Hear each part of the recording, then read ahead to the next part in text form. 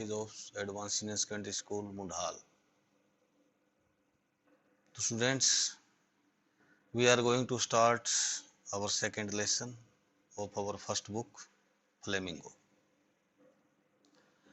Lesson's name is The Lost Spring. Lost Spring.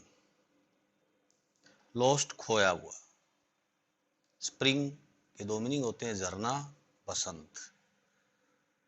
Both are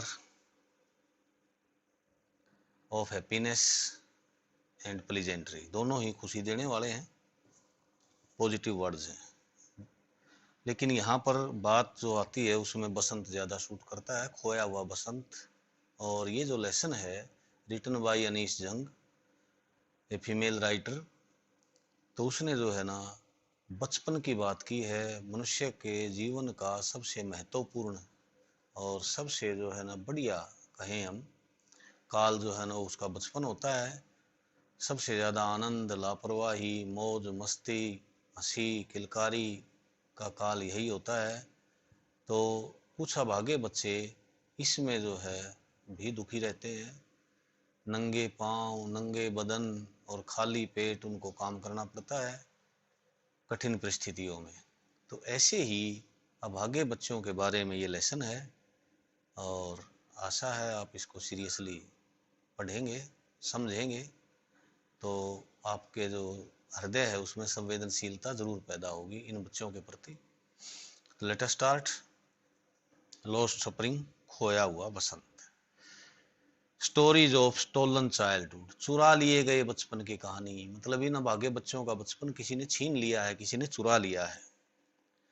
about the author, लेखक के बारे में. अनीश जंग 1964, जो कि 1964 में पैदा हुई थी. was born in Rourkela and spent her childhood and adolescence in Hyderabad. ये राउरकेला में पैदा हुई थी और जो है ना अपना बचपन और किशोर अवस्था, एडोलसेंस किशोर अवस्था, उन्होंने जो बचपन और किशोर अवस्था हैदराबाद में बिताई, स्पेंट बिताई. She received her education in Hyderabad and in the United States of America. Received प्राप्त की एजुकेशन शिक्षा. उन्होंने अपनी शिक्षा हैदराबाद और संयुक्त राज्य अमेरिका में प्राप्त की. Her parents were both writers, उनके माता पिता दोनों ही लेखक थे. Anish Jung began her career as a writer in India. Anish Jung ने भी लेखक के रूप में अपना जीवन भारत में शुरू किया. She has been an editor and columnist for major newspapers in India and abroad. India, Bharat, abroad विदेश. भारत और विदेशों में कई मेजर न्यूज़पेपर, बड़े बड़े अखबारों के कॉलमनिस्ट कहते हैं स्तंभकार, जो लेख लिखते हैं बड़े बड़े अखबारों में. एडिटर संपादक होता है अखबार का. तो वो जो है ना बड़े बड़े अखबारों में भारत में भी और भारत के बाहर विदेशों में भी अखबारों की जो है ना स्तंभकार और संपादक रही हैं. And has authored several books, और कई पुस्तकें भी लिखी हैं उन्होंने. The following is an excerpt from her book titled Lost Spring, the stories of stolen childhood. तो फॉलोइंग, ये आने वाला जो पाठ हम पढ़ रहे हैं, पढ़ेंगे अभी, ये है एक भाग. किस चीज का भाग? उनकी जो पुस्तक है जिसका नाम, टाइटल, जिसका शीर्षक है लॉस्ट स्प्रिंग, खोया बसंत, और स्टोरीज ऑफ स्टोलन चाइल्डहुड, और खोए हुए बचपन की कहानी, चुराए हुए बचपन की कहानियां इस बुक में हैं. तो उसी से लिया गया एक भाग है. Here she analyses the grinding poverty. यहाँ पर वो पीसती हुई, ग्राइंड माने पीसना होता है, गरीबी पीस देती है आदमी को, रगड़ देती है. तो पीसती हुई गरीबी का विश्लेषण करती है. एनालाइज, विश्लेषण करना. एंड ट्रेडिशंस, और उन परंपराओं का विश्लेषण करती हैं. विच कंडम दीज चिल्ड्रन, जिन्होंने इन बच्चों को शापित कर दिया है. To a life of exploitation, एक शोषण के जीवन में ढकेल दिया है, या ऐसे जीवन में ढकेल दिया है जो शोषित है, जहां पर उनका शोषण होता है.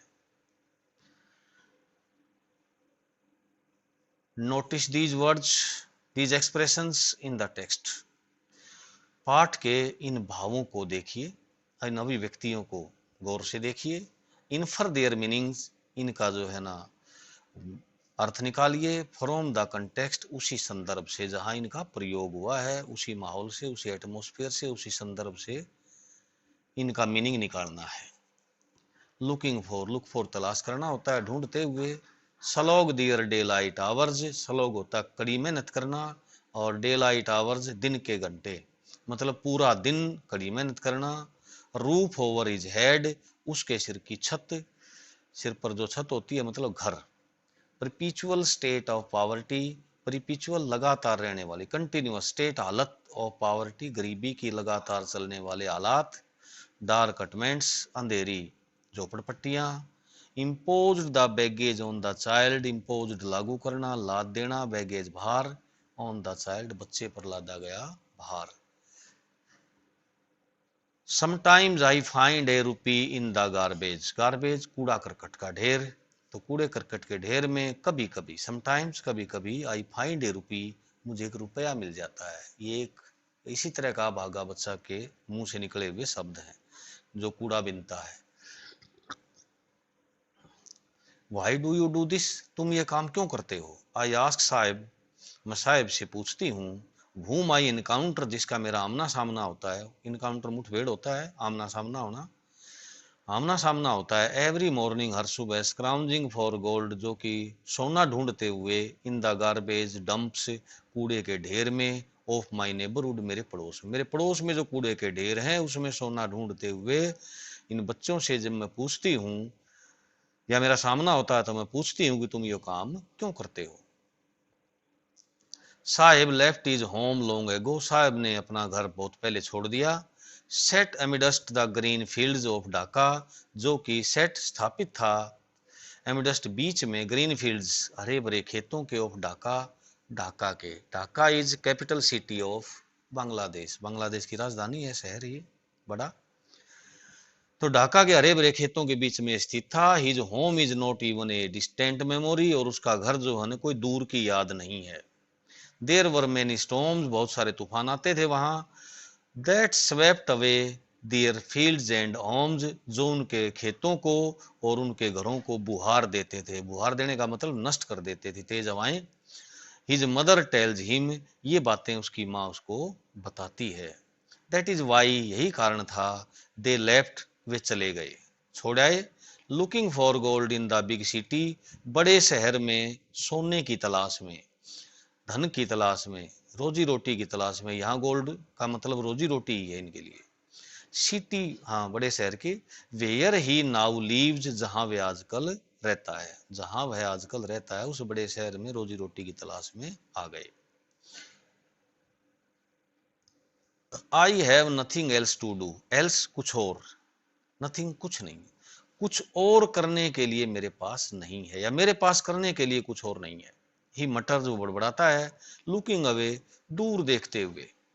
गो टू स्कूल, स्कूल क्यों नहीं जाते, या स्कूल जाओ। आई से ग्लिबली, ग्लिबली चतुराई से, मिठास से, मैं कहती हूं कि स्कूल जाओ। रियलाइजिंग इमीडिएटली, तुरंत मुझे यह एहसास हो गया। हाउ होलो, कितने खोखले, खोखला, द एडवाइस मस्ट साउंड, ये सलाह लग सकती है, दिख सकती है, ये मेरी सलाह जो मैं उनको दे रही हूँ स्कूल जाने की, ये कितनी खोखली है।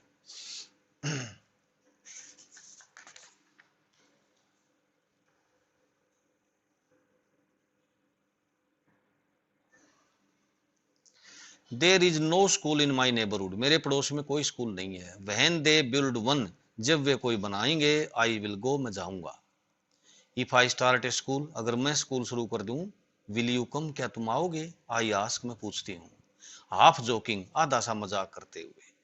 यस, ही सेज, वो कहता कि हाँ।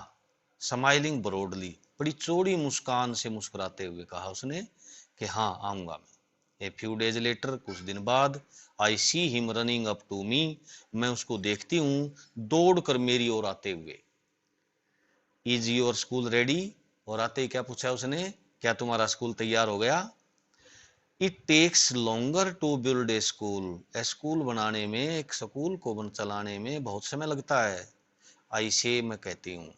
एम्ब्रेस्ड, थोड़ा शर्मिंदा होते हुए।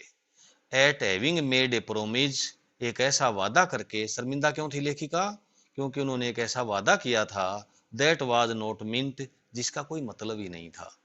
बट प्रोमाइजेज लाइक माइन, मेरे जैसे ये वादे, जैसा वादा मैंने किया था ऐसे ऐसे वादे, अबाउंड बड़ी मात्रा में, इन एवरी कॉर्नर पड़े हुए हैं, हर कोने में, ऑफ हिज ब्लीक वर्ल्ड, उसके धुंधले संसार में, ब्लीक धुंधले, उसके धुंधले संसार में, अंधेरे संसार में उस बच्चे के, मैंने जो वादा किया था ऐसे ऐसे बहुत सारे और भी वादे पड़े हुए हैं।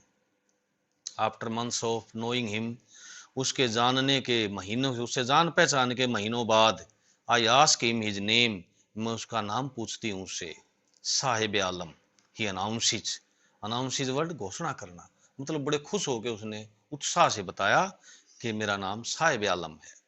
He does not know what it means, वो नहीं जानता कि इसका मतलब क्या है, अर्थ क्या है। If he new it's meaning, अगर वो इसका मीनिंग जानता, लॉर्ड ऑफ यूनिवर्स, जिसका अर्थ है इस संसार का मालिक, संसार का भगवान, he would have a hard time believing it, तो उसको बहुत कठिन समय लगता इस पर विश्वास करने में। क्यों क्यों कठिन होता उसको विश्वास करना?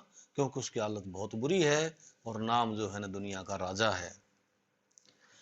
Unaware of what his name represents, इस बात से अनजान, अनअवेयर असावधान, अनजान, किस चीज से अनजान? वट हिज नेम रिप्रेजेंट्स, कि उसका नाम किस चीज का प्रतिनिधित्व करता है या किस चीज को दिखाता है। ही रोम्स द स्ट्रीट्स, वो गलियों में घूमता है, विद हिज फ्रेंड्स, अपने साथियों के साथ, an army of bear foot boys, साथी कौन है? नंगे पांव बच्चों की एक सेना, who appear like the morning birds, जो सुबह के पक्षियों की भांति प्रकट होते हैं, एंड डिसअपियर एट नून, और दोपहर को लुप्त हो जाते हैं, खो जाते हैं। ओवर द मंथ्स, महीनों बाद, I have come to recognise each of them, मैं उनको प्रत्येक को पहचानने लगी हूं, अब मुझे उनकी पहचान हो गई है सभी की।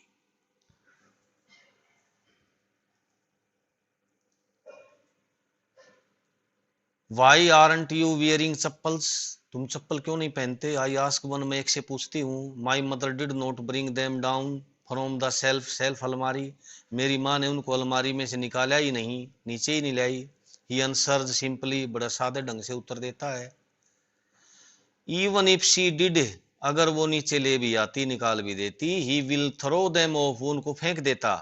एड्स अनदर, अगर दूसरा बच्चा उसमें आगे बोलता है, एड्स माने जोड़ देता बात को आगे, हु इज वियरिंग शूज, जो जूते पहने हुए है, दैट डू नॉट मैच, जिनका आपस में मिलान नहीं है, मतलब एक जैसे नहीं है, एक अलग तरह का है, एक अलग तरह का है। When I comment on it, और जब मैं इस पर बात करती हूँ, ही सफल्स हिज फीट, वो अपने पैरों को अदल बदल करता रहता है, इधर से उधर, उधर से इधर, सफल माने अदल बदल करना। एंड सेज नथिंग, बोलता कुछ नहीं, कहता कुछ नहीं। आई वांट शूज, मैं जूते चाहता हूँ।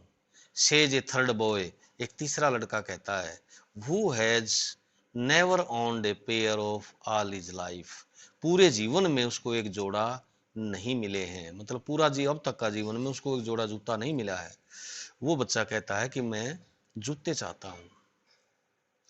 ट्रेवलिंग अक्रॉस द कंट्री, पूरे देश की यात्रा करते हुए। आई हैव सीन चिल्ड्रन, मैंने बच्चों को देखा है। वॉकिंग बेयर फुट, नंगे पांव चलते हुए। इन सिटीज, शहरों में। ऑन विलेज रोड्स, गांव की पगडंडियों पर, रास्तों पर। It is not lack of money, पैसे की कमी नहीं है, बट ए ट्रेडिशन, बल्कि एक परंपरा है, टू सटे बेयर फुट, नंगे पांव रहना।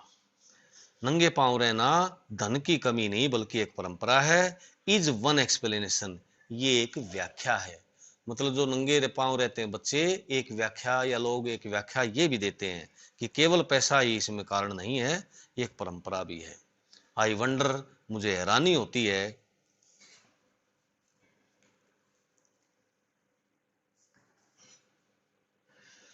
If this is only an excuse, क्या केवल एक ये बहाना है? To explain away a perpetual state of poverty, लगातार चलती हुई गरीबी को एक तरफ करने के लिए या उसका बहाना बनाने के लिए एक व्याख्या है ये। तो डियर स्टूडेंट्स, आज इतना ही। इसके डिफिकल्ट वर्ड्स को मैंने कोशिश की एक्सप्लेन करने की जगह जगह, तो आप ध्यान से सुन के न इस पर काम करना, मीनिंग्स को याद करना, लेसन्स को एक दो बार जरूर से जरूर रिपीट करना। Thank you.